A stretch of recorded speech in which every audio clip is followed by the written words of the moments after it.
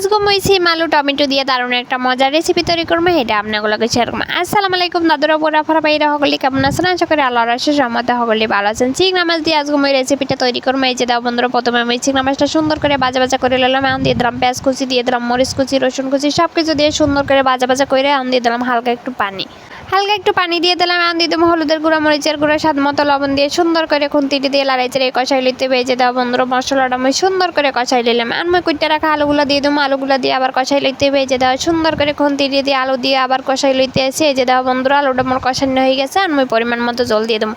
আমি পরিমাণ মতো জল দিয়ে দিলাম, পরিমাণ মতো জল দিয়ে ঢাকনা দিয়ে রেখে দিলাম। এই যে দেওয়া বন্ধুরা কতক্ষণ পরে বলক ছেলে এসে আর আমি সিমগুলো দিয়ে দেবো।